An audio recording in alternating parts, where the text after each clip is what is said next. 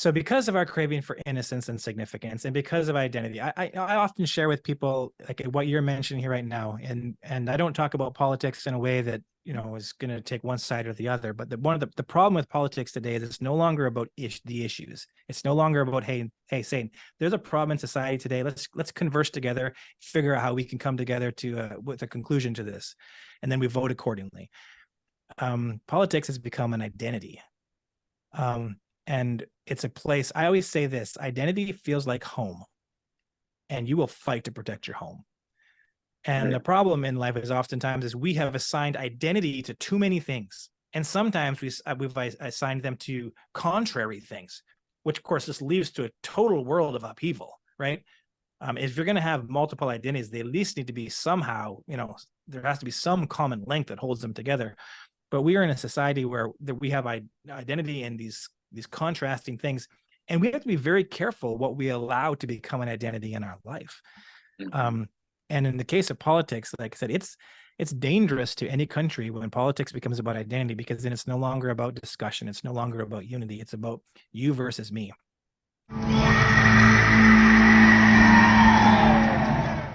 Listen to the vibes.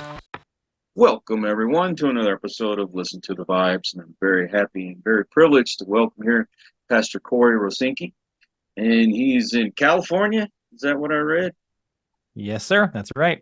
The Bay All Area right. of California. But originally from Canada. Yes. Wow. Well, tell us a little bit more about yourself. Well, as I mentioned, Canadian born, lived in Canada my whole life. I've been down here in the States now for 7 years. I've been a lot of things in my life. Been a horse trainer, been a carpenter, been a pastor, been a musician. Actually, my first lead pastorate, I was a lead pastor for 5 years, and then I recorded an album and kind of went out and did the music thing for a while. That's ultimately what opened the door to come down here to California. I had a couple songs that were doing fairly well, and I got a call from California one day saying, "Hey, do you want to come down here and be part of the pastoral team at this church?" And I was like, "Nope, I don't."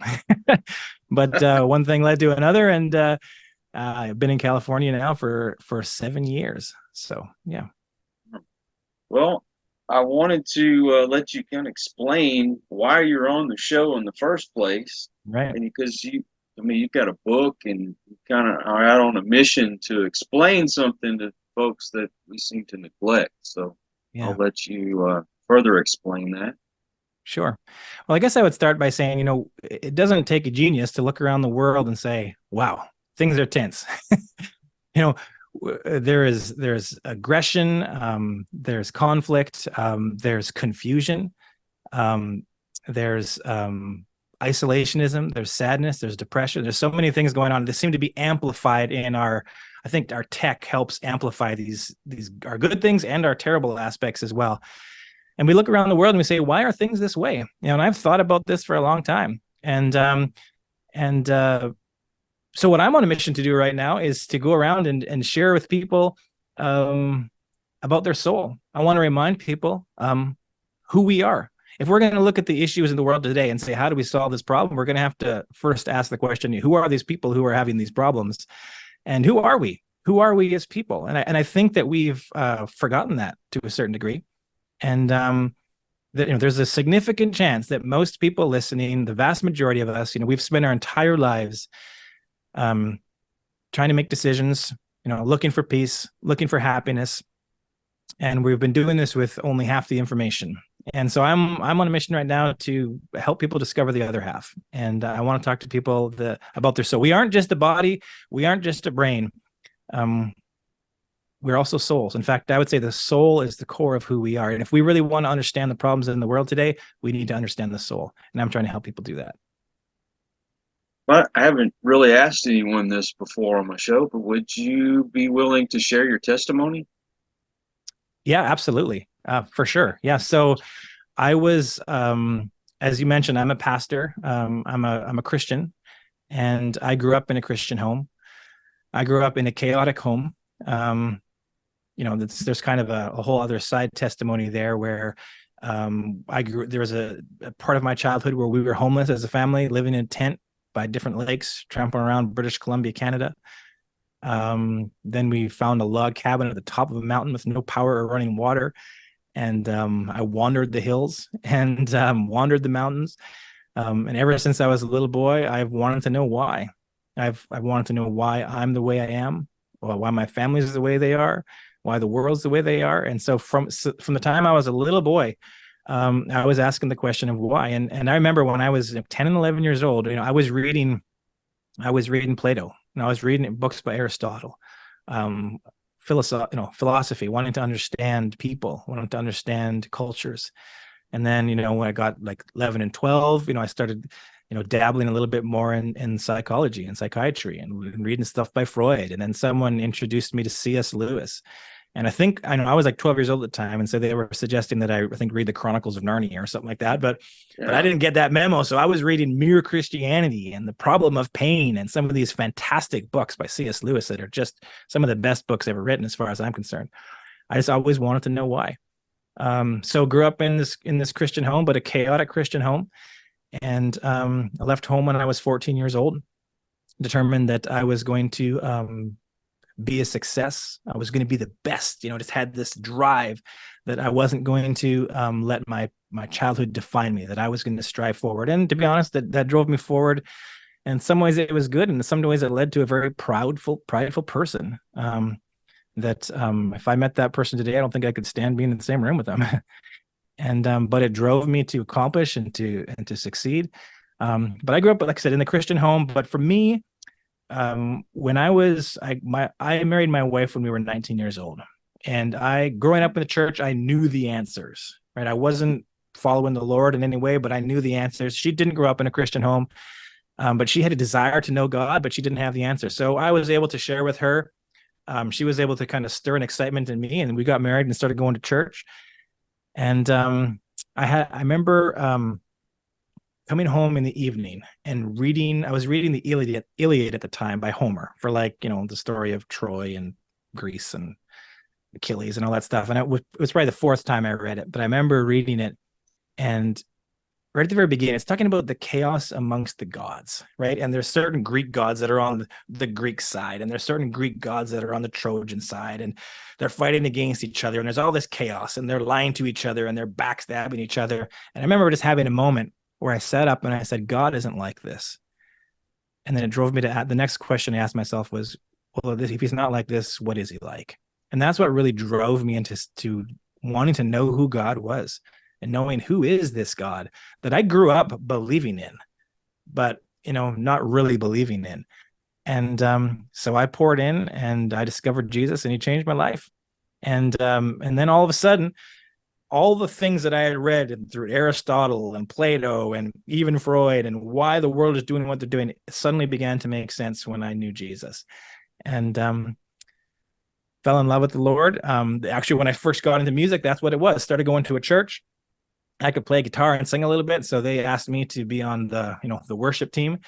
So I played and sang, and then they asked me to lead, so I was leading songs. And it was in that process, as a church leader now, I'm always cautious I don't want to give people responsibility too soon, because it tends to blow people up. Yep. But there is the odd person that it grows up, and I was fortunate in the sense that it grew me up. And so in the midst of my talking and singing about Jesus, I fell in love with my Savior, and been in love with him ever since. And my whole life has been now in pursuit of his will in my life, and I'm very thankful for that. That's amazing. You were talking about giving people too much responsibility too soon. Mm-hmm. If you don't mind, can I share my testimony real quick? Yeah, I'd love to hear it. Okay, so I grew up. My parents didn't go to church. Everybody on my mom's side of the family didn't seem to go to church, but my great-grandparents on my father's side, they went to a Methodist church.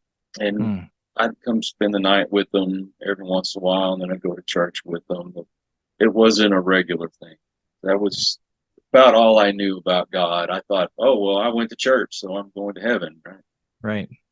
And then my teenage years hit, and I started drinking, doing drugs, and it just got worse and worse and worse as the years went by. And I got to the point where I was just a full-blown alcoholic.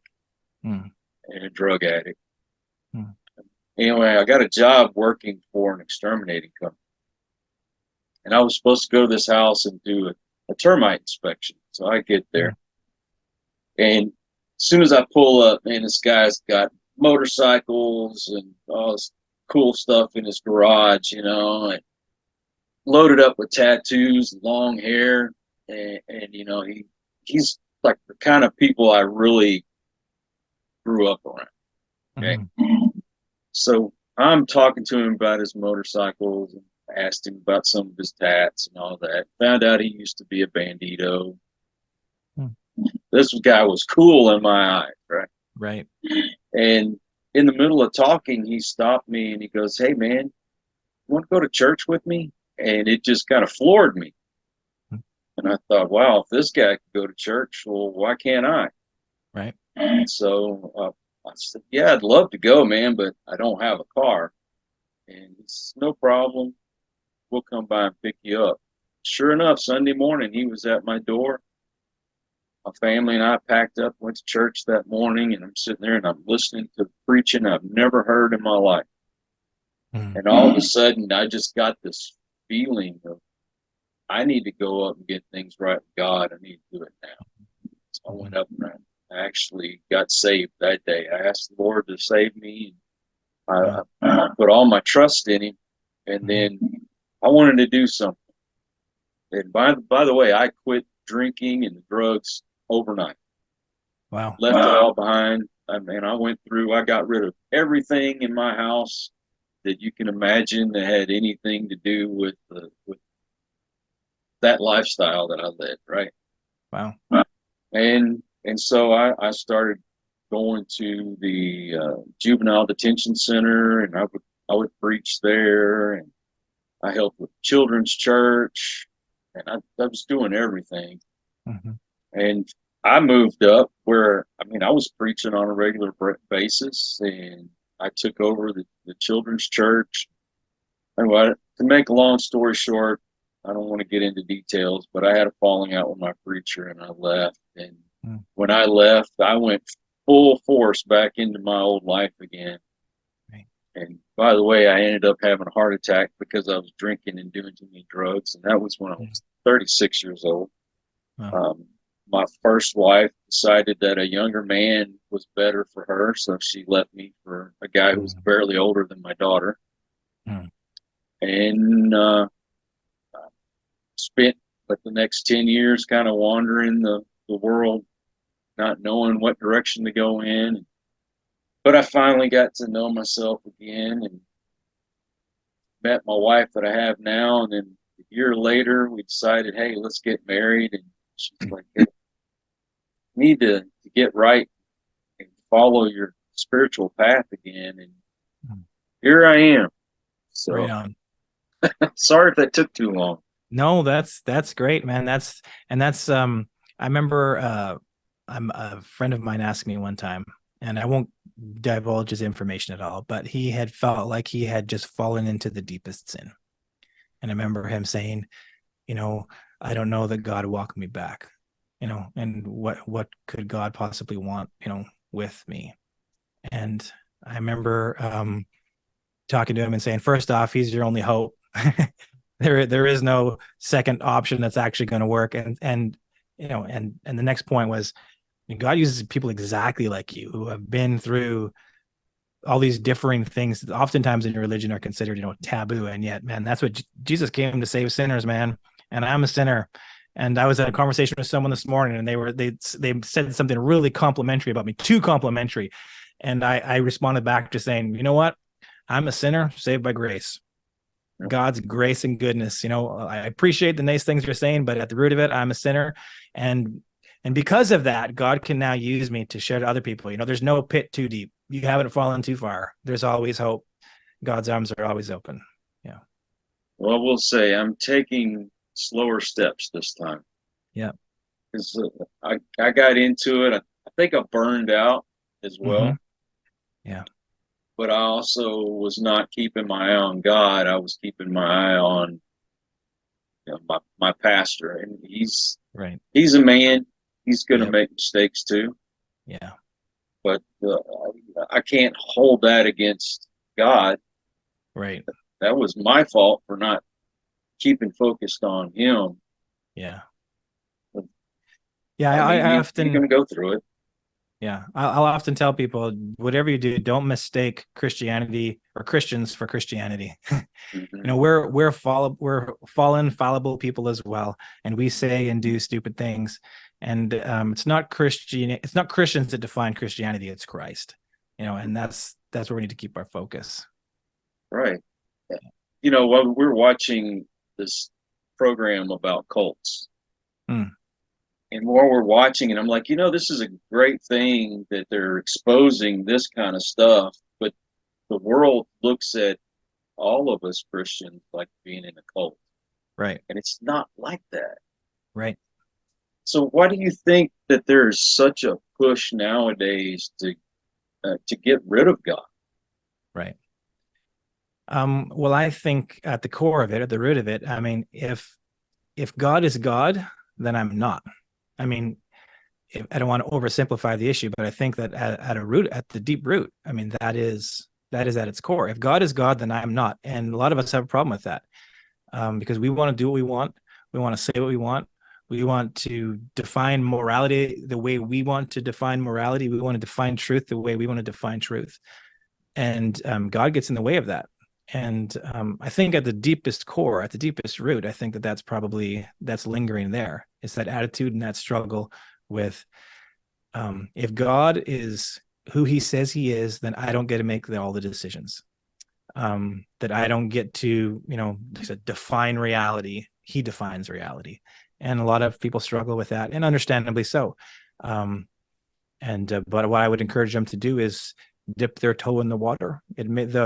The water may look murky, but it is pleasant, and especially if you aren't looking at it in regards to Christians, but in regards to Christ.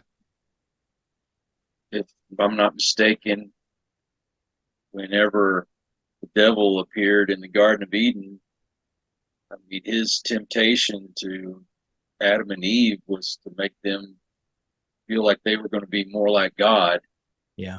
And yeah. you could basically you get this knowledge, you're going to be God. Yeah. Yeah, you're exactly right. And essentially what he said was, don't believe God, believe me. And I think that those words haven't changed one iota since that time. Those are the words we still hear today. Don't believe God, believe me. And that's it's just the same old thing cycling over and over again. And so it doesn't matter what the topic is. There seems to be this push in the world today more and more, where God is defined as either irrelevant or bigoted and evil in some way. And the whole message is, don't believe God, believe me. And it's the same message as the serpent, as you pointed out. Yeah. Yeah. Well, it's all about stroking people's egos nowadays. Yep. Yeah. Look at me. It's all about me. It's all about me. And it's not. Yeah. Right. Yeah. Exactly. Yeah. So let's get back on to our original topic, which is your book. So can you get into a little more detail without giving the whole thing away? Yeah, sure. Well, the book goes into great detail, so I don't think I could give too much of it away. So I could feel free to talk about it. As I mentioned at the top, we are three-part beings: body, mind, and soul.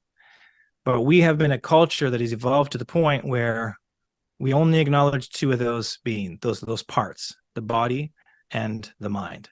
And all our culture is structured around catering to the body and the mind, right? Are you eating healthy? Are you staying fit? Are you visiting the doctor? Did you get vaccinated? Are you wearing a mask? Is your coat warm enough? Right? We can go on and on about all the desires, of the body. And then, of course, there's the mind, the constant stimulation of the mind. I was talking with a psychiatrist a little while ago, and they were talking about how we live in the culture today where all these devices, these phone devices, and all these social media sites, what they actually do is they release dopamine into our brain. And so a long time ago, there was the warning about cocaine. I remember like decades ago, and how cocaine released this huge drop of dopamine onto the brain, an unnatural drop. Our brains, of course, get dopamine through food, through sex, through sleep, all these different means. But different drugs will just huge dopamine drop, and how it, like, our bodies aren't designed for that. And once we've experienced it, we want more, and that's where a kind of addiction, partly comes from. But he said it's not just cocaine anymore. It's these devices. It's TikTok, it's Facebook, it's all these things that are constantly pulling. We can pick up a phone, and within seconds we can be watching, a Billy Graham sermon from the 1950s, those good old sermons, or we can be looking at porn, right? Yep. Or you can be watching a bunch of grown men build a castle out of cardboard boxes. Like I'll walk into my son sometimes and be like, "What are you watching? These grown men," like I said, just doing all this ridiculous stuff. Or you can watch someone get murdered. Like it's amazing what is online and what comes, into the eye gate through these little devices. And they release dopamine, boom, boom, boom. And they said the result, the problem today, it's similar to, the drug issue that they had in the past with these big release. But now we're talking about children. Now we're talking about the masses who are getting addicted to unnatural dopamine drop. We are obsessed over the body and the mind, is my point. Meanwhile, our souls, what I would argue to be the very core of who we are, the part of us that best defines us, our soul, they're starving to death because we haven't been feeding our souls. We've been obsessed with the body and the mind. Preacher used to say church was our spiritual gas station. You needed to stop and fuel up. Yeah. You couldn't keep going and going if you didn't get that good fill up of the Word of God. Right. So, and your appeal, though, is more than just Christians and believers. You appeal to the atheists as well. Yeah. So, I'm happy to talk about the topic kind of at any level, but the truth of the matter is we are all three-part beings: body, mind, and soul. And we may now argue or have discussions, maybe a better way to put it, over different aspects of, how we came into being and all this different, but the truth of the matter is we are all unified in the soul. That's one of the beautiful things. That's one of the things that we have missed by putting the remembrance of the soul on the back burner. See, we are divided by all sorts of differing physical traits and physical appetites. We're divided by differing perspectives on this or that, different psychological perspectives. But in the deepest part of us, the soul, as my book is titled "The Magnetic Heart of God: Understanding the 5 Cravings of Your Soul." And we are united in these cravings. The soul is the thing that unites us. Our skin color doesn't always unite us. Our perspective on politics or religion doesn't always unite us. We all want different food. We all prefer a different TV show. But in our soul, we are all driven by what I believe the same 5 fundamental cravings. And they unite us. In that sense, we are all identical twins when it comes to the soul. And that's, to me, both a profound and a comforting realization that the soul is the greatest part of our actual unity. And if we talk about unity all the time today, unity isn't going to come through us all eating the same food or looking the same or having the same perspective on issues, but we can unify over the needs of the soul. We were talking the other day about schools and how some of the schools are going to the uniforms. Mm-hmm. And even if every single kid in that school wore the same exact uniform, same exact shoes, even if they had the same exact haircuts, mm-hmm. they would find something to not like somebody about, whether it be freckles on their face or a mole on their face or the way they talk, anything. Yeah. Why do we look for reasons to divide ourselves instead of unite ourselves? Right. Well, you started by talking a little bit about the Garden of Eden. And, I believe that's where it all fell apart. You're right. Adam and Eve up to that point had their lives, when we think of the Garden of Eden pre-serpent, it's paradise, right? And then the serpent comes in and everything falls apart. They believe his lie, right? And the lie is, don't believe God, believe me. But Adam and Eve lived in connection with their maker, and it was paradise. They left disconnected from their maker, and everything fell apart. And so, but I believe right from the Garden of Eden, we can find the 5 cravings of the soul. And the answer to your question, I believe, is in those 5 cravings. It's what I call the deep why, right? We look at the world and we can come up with all sorts of theories, all sorts of ideas, but we think, okay, why did my neighbor leave their spouse? Why really? Like, what's really at the root of it, right? Some people have sisters or brothers who won't talk to them anymore. Why won't they talk to me anymore? Why really, right? Why is everyone staring at their smartphones? Why is everybody obsessed with money and sex? And I believe it comes right down to the 5 cravings of our soul, which are intended to be satisfied in connection with our maker. We are now trying to satisfy in all these other places that actually end up never bringing satisfaction. And so when you talk about our need to one up each other to a certain degree, or just we got to find something to pick and point out and to elevate ourselves, is one of the 5 cravings of the soul, as I identify in my book, is the craving for significance. We are all craving significance. And the craving is so powerful. I mean, significance in its beautiful light, significance is what drives us to achieve, right? It's why we have beautiful cathedrals instead of just, a crummy bark hut, kind of thing, right? It's why we have these, we have beauty and these great achievements. It's because we have this desire in us for significance, and that is a good thing.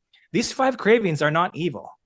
In fact, as I point out in the book, these 5 cravings, I believe, were placed in us for the purpose of drawing us towards our maker.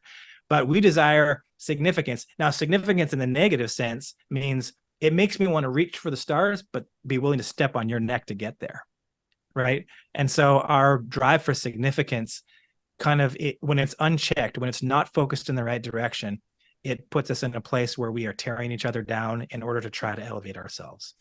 And I think we see that throughout society as a whole. I've never really wanted that big fancy house, some really expensive car. But recently I've thought about, what do I want to leave in this world? And I'm not going to be some rock singer or some incredible musician. And as much as I love to draw and paint, I'm not going to be some famous artist or anything. Reality is reality. Right. What do I want to leave behind? Of course, my legacy being my children, but I also want to be known as a good man. And the whole purpose of doing this show was to try to bring some positivity into the world. So my significance in that sense is, I want to say I helped someone. I brought a guest on who could relate with someone out there, or something they said, I said, changed their lives in some way, whether it's to keep them from hurting themselves, or just to motivate them to chase their dreams, whatever it is. If that's wrong for wanting to feel that, well, then I'm wrong. But that's what I want. It's not wrong, and that's the point. The cravings of our soul are not sin, or they're not wrong. They're not immoral. What we choose to do with those cravings is what makes things something immoral or not, right? And we all have these cravings, and so there are certain people who have this drive for significance, and it means they have to be the CEO, or they have to have the giant house, right? They have to keep up with the Joneses. When you see people who have to have the fanciest car, or they have to have the new iPhone, you don't judge them over it, but you can realize, there's the desire for significance is playing a role here. But some people are happy, like they can't. They said, I'm not the most talented person. I'm not the best looking man. Those are just realities. I'm not the most articulate pastor. And so we look for significance in other ways. There are some people who they look for significance because they believe that they're the best movie critic, right? Or they believe that they can pick a bouquet like nobody else. And that's enough for them in that moment, right? But there's this, we all have the incessant need for significance of some kind. And it drives us to make so many decisions we make in life. And like I said, the 5 cravings, as I put forward in my book, are the core motivators of all human ambition. Everything anyone has ever done is rooted in the soul's craving for these 5 things. And people oftentimes say, hey, how did you come up with these 5 things? Well, the first 4 are from my studies in psychology. And I mean, the difference is I link them not to the brain, but to the soul. I believe they go much deeper than psychology.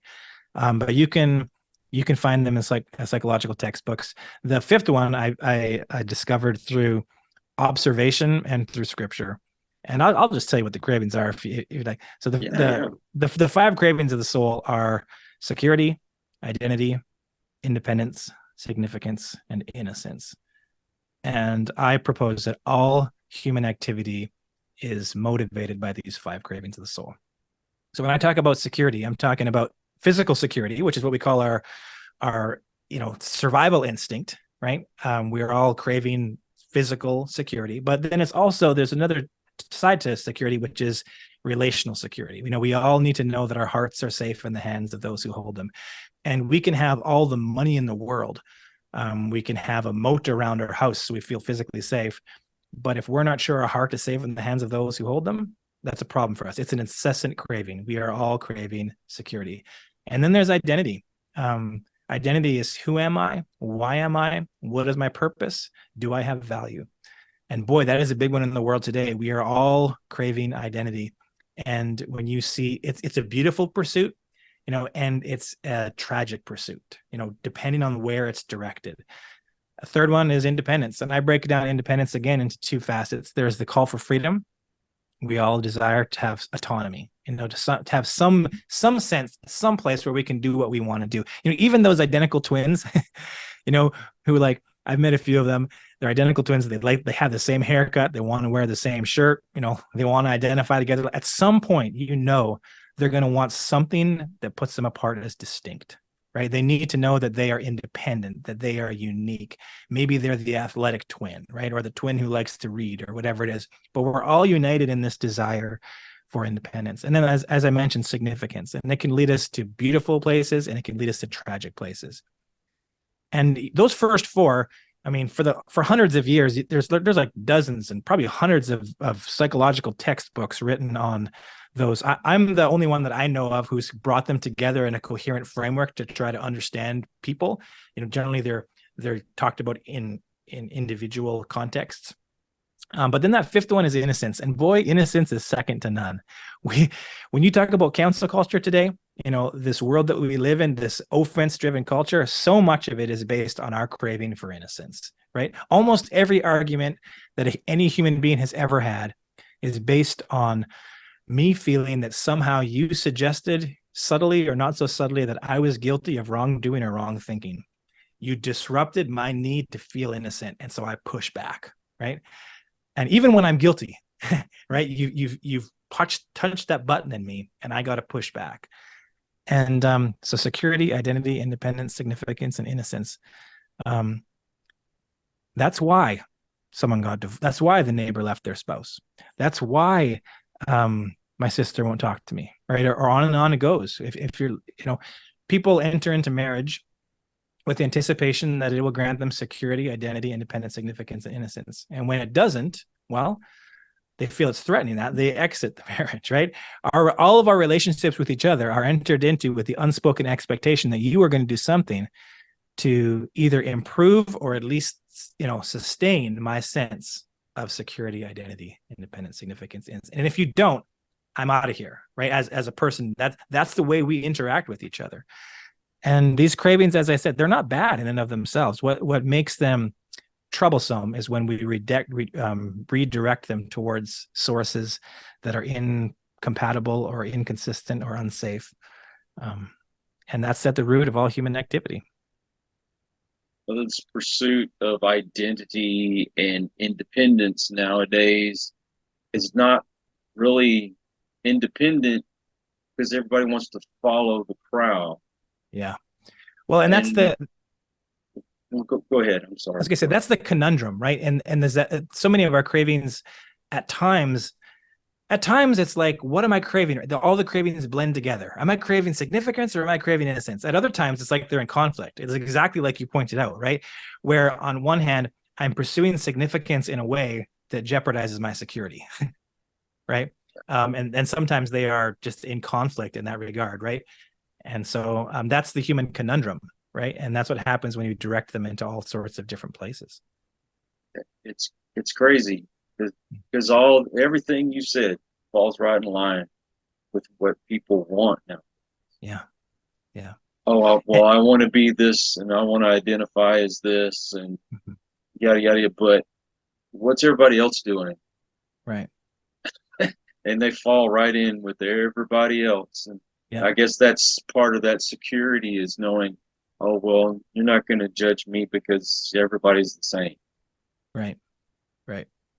Well, and there's that paradox where we all are driven through life, stuck in the tension of wanting to remain hidden and yet be seen. Right. It's that paradox where, and the person who can manage that correctly is the person who will have the best chance of living a happy and peaceful life.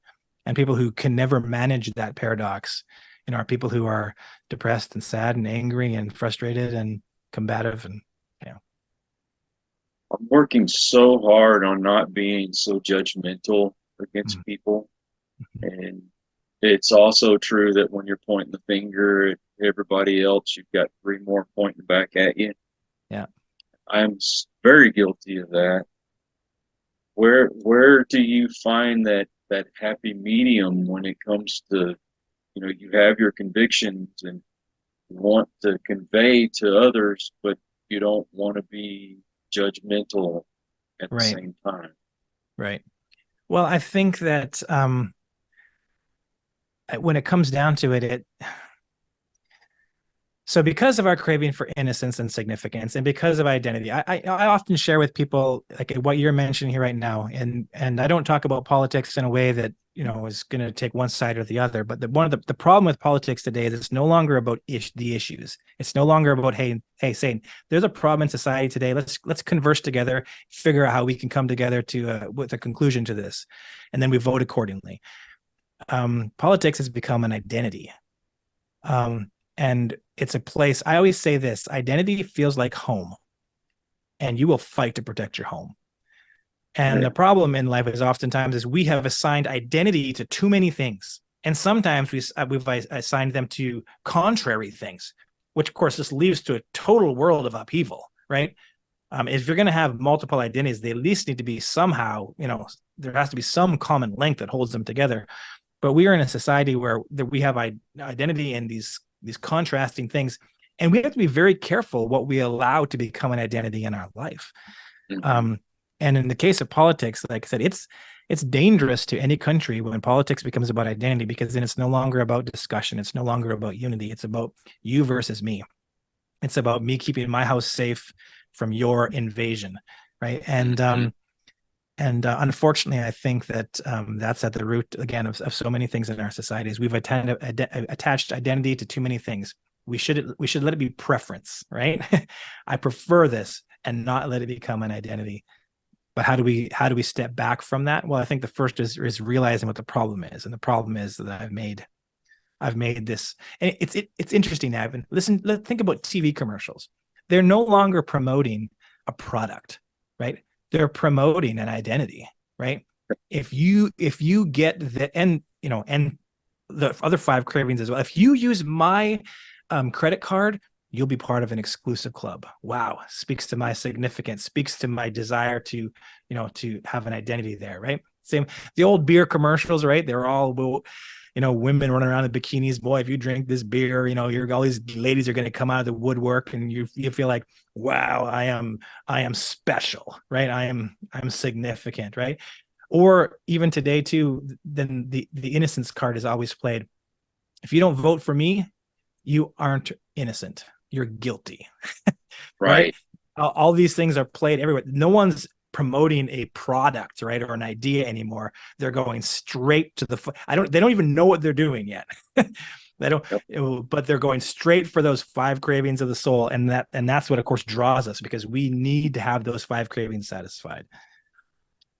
That's funny you touched on that, because when I first started voting, I voted one direction because that's what was what's what we were supposed to do. Right. That was this is what our family does. We vote this way. Right. And then when I did more studying and said, well, this more aligns with my beliefs, then I changed the way I voted. Right. And now it's all about, oh, you're one of those or you're one of those. Right. Instead of, okay, well, how do you feel about spending, government spending? How do you feel about Right. this issue or that issue? And, why do I have to be, or I have to vote this way if I'm this type of person? Right. That's not how I feel. And when you sit down and have an actual conversation with people on how they feel about these issues, and you're like, well, that's how this party votes. Right. They still don't believe you. Right. Oh, that's I'm voting with these folks because uh, such and such rapper votes that way, and I'm with them, or Right. such country singer, or actor, or whatever. Yep. It's the cult of personality. Yep. Yep. And dividing us into tribes, right? Yes. Like you look like this, so therefore you must vote that way, right? And it kills any conversation, and that's a scary place when that happens. Well, the world is becoming scarier and scarier each day, Yeah. and I'm afraid to say this. I feel like we are going to split as a country eventually. Yeah. And I don't like it. Right. It Well, as long seems as the way we're not going. as long as we're not willing to have a discussion, Mhm. that's what they say. Conversation is the stopgap before violence, right? And if we're not allowed to have a conversation, or if we're not willing to have a conversation, it's scary when you think of, because that violence and chaos kind of becomes that next step. So being able to have a conversation, being willing to have a conversation, is so vitally important. And sadly, because of, like I said, so many things becoming identity. And the interesting thing about it is, I mean, we live in a world today, or a culture today, that it doesn't value the family as it once did. And family is a primary place that people found identity. It doesn't value religion the way it once did, right? And that was a place that people found identity. It doesn't value patriotism, the way it once did. And that was a place people found identity. So now people are looking for identity in all these different and sometimes strange places. Um, and yeah, so it propels them into what I think ultimately things that will make them unhappy, but also it forces people into all these corners. And all of a sudden, like I said, we can't have a conversation anymore because you're from that tribe, I'm from this tribe, and we can't converse. It reminds me of when we were kids, and whether it was a sibling or a friend, and you got into a discussion that turned into an argument, and then if you couldn't solve the argument, then fists were flung. Right. That's exactly what we're doing as a society. Nobody wants to Yep. sit down and actually talk. It's all about, I'm right and you're wrong. Right. There's no compromising anymore. And as the song says, you're looking for love in all the wrong places. Right. Exactly. Yeah, and so for me, I feel like I have a message where I want to remind people of their soul, because in understanding who they are, we understand who the people around us are, and that gives us empathy, and that gives us compassion. You talked about a while ago about not wanting to be the person who judges, right? And I think that's a very noble thing. But when I understand, I'll get personal for a moment here. And of course, it's always harder to see things clearly when they're so close. But let's say I understand that my wife is going through something and she's got a problem with me.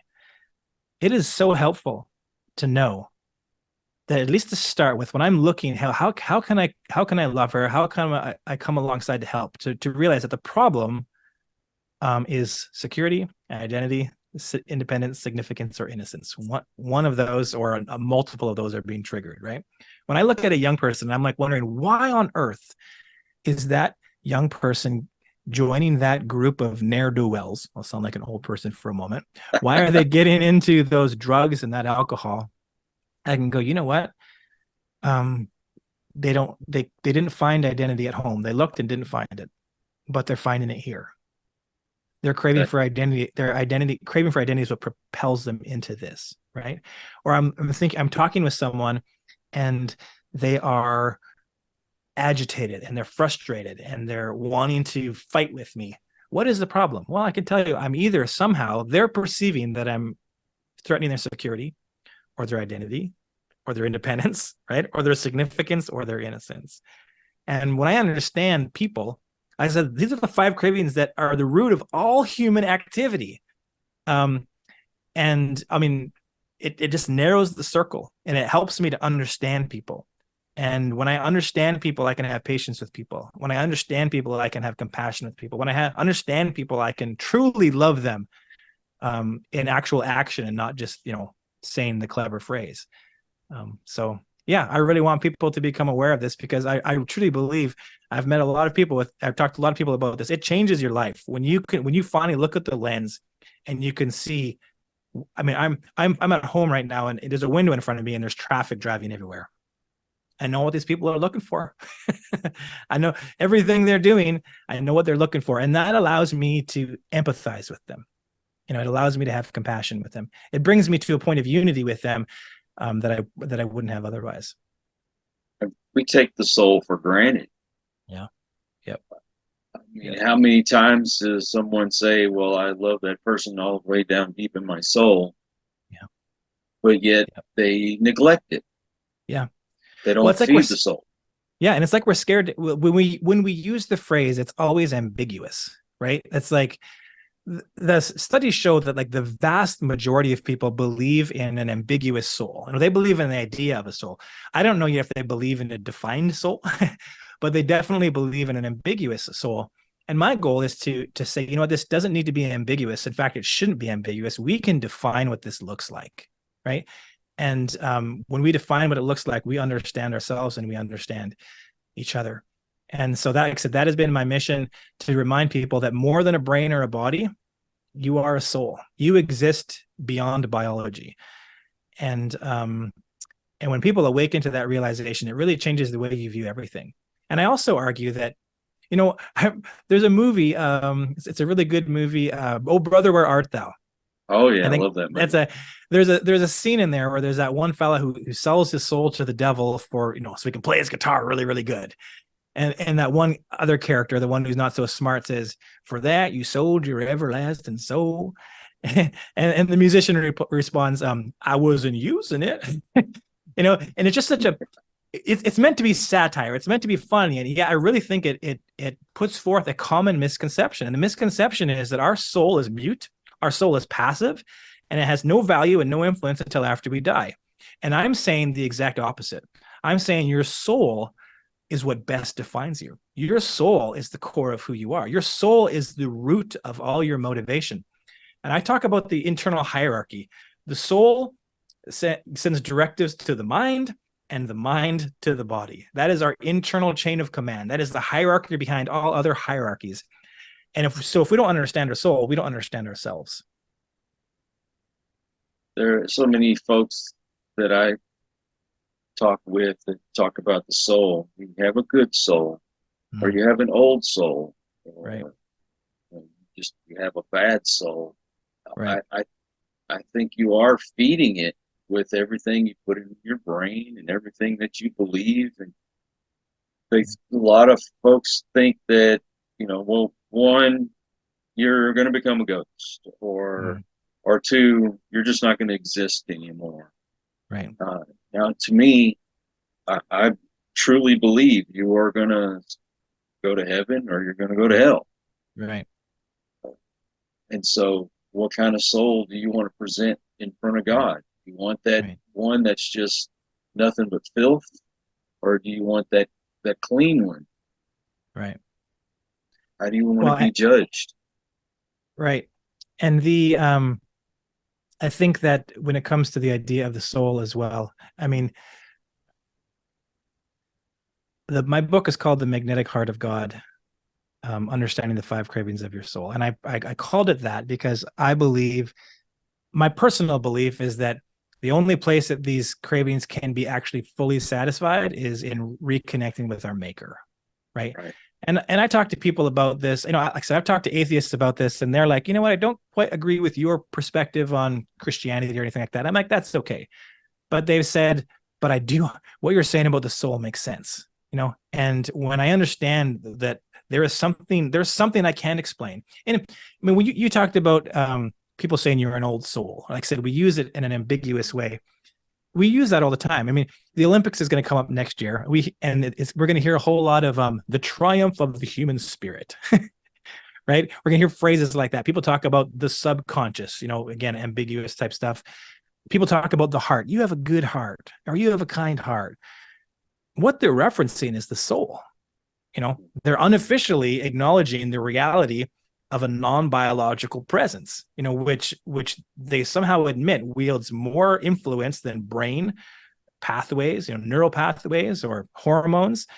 And yet modern society is uncomfortable defining it. And I think, and the interesting thing is it's only modern culture that has rejected the soul to a certain degree.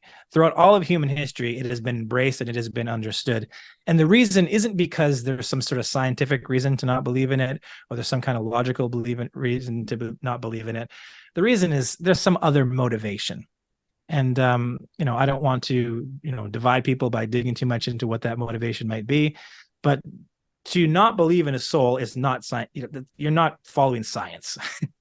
As I mentioned before, when people say, what evidence do I have that there's a soul, right? Well, one of the biggest evidences, and there are several, but I will just say this: every culture in the world, in the history of the world, whether they, are in the jungle or on the plains, or whether they, live on a mountaintop, whether they build their house out of buffalo hide or rock or wood, or snow blocks, whether they're fishermen or hunter-gatherers or farmers, they all came to the same conclusion that we have souls, that we exist beyond biology.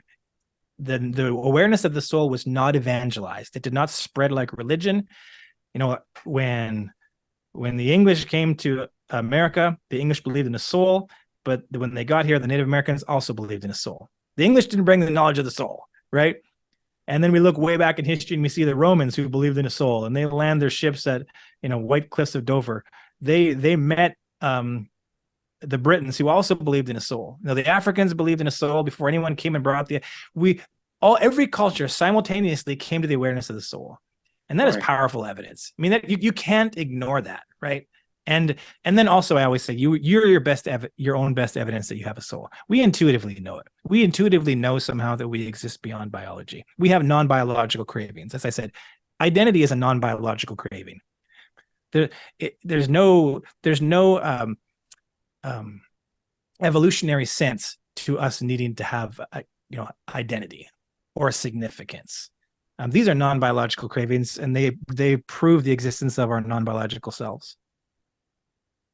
Oh, I've always explained, like when we talk about the Trinity or the body, it's like an egg. Even though you might separate it at one point, it's an egg. Yeah, if that makes sense. Yeah, and as long as it's an egg that's whole, they're all connected. I mean, the shell is connected to the white, and the white is connected to the yolk. And sometimes I'll refer to ourselves as small T trinities, and that we are that three-part being, that body, mind, and soul. Each one is connected to the other. If you do something that impacts one, it impacts all the others. Now, obviously, when we die, again, and this is not simply a Christian statement or a religious statement, it's the statement that every culture in the world, the conclusion that they all came to independently: when we die, there's a part of us that lives on. And like I said, different religions have popped up to try to explain that in a different way, but they all came to that same awareness, right? And that is huge evidence. So obviously, when our brains and our bodies are in the ground and die, our soul continues to live on. Well, do you have a website? Yeah, my website is coryrosenke.com. And there's a bio on there. There's some links to people, so people can order my book. share a little bit more who I am. People can connect with me through there as well. I'm slowly putting up kind of different videos. I have a promo video for my book on there and some other little, snippets from sermons and stuff like that. But yeah, CoryRosenke.com would help people find anything they would like to know. If they didn't go to the website, where else could they get your book? The book is available everywhere. So Barnes and Noble, Amazon. I mean, it's my publisher said it would be available at 97% of bookstores across the world. So Wow. I'm taking that to mean that it'll be available everywhere. So yeah. And do you do social media? Yeah, I'm just getting into that. I'm not a social media expert, that's for sure. I prefer chatting with people, but I have Cory Rosenke Ministries on Facebook. I just started Twitter, and oh man, that is a different world. It makes my head spin. Again, that's just C Rosenke or at C Rosenke on Twitter. So absolutely. I'm slowly kind of putting some stuff on YouTube. Most of my stuff on YouTube is my music. Like I said, I was a singer-songwriter, toured around and made an album for a little bit. Quickly discovered that particular vein wasn't what worked for my family. So didn't kind of dig into that as much as I had originally thought, but I made an album with some great people, really proud of it. So all that stuff's on there as well. What's your YouTube channel? Again, it's just Cory Rosenke. pretty straightforward. Yeah, exactly. I don't even think I started it. I think someone else started it for me at one point or whatever. Yeah, just my name. If you type my name in, all this stuff will come up. So, well, I am going to put all those links in the description so to make it easy for folks to find you. I appreciate that. And Cory, thank you so much for coming on the show. I really appreciate the conversation. Oh, thank you so much. What a privilege. Yeah, we're going to have to do this again. We'll get into some other subjects. Absolutely. Yeah, for sure. Again, thank you. And I also want to thank all you folks out there. If you are new to the channel, well, I hope you'll come back. Hit that subscribe button. For my regulars, you guys are awesome because you make it possible for me to do this. Till the next one, everyone, please take care. Be kind to one another. God bless and peace. We hope you enjoyed this episode of Listen to the Vibes. You can catch us on Buzzsprout or wherever you listen to your favourite podcasts. And on YouTube. Follow us on Facebook at The Vibes Broadcast Network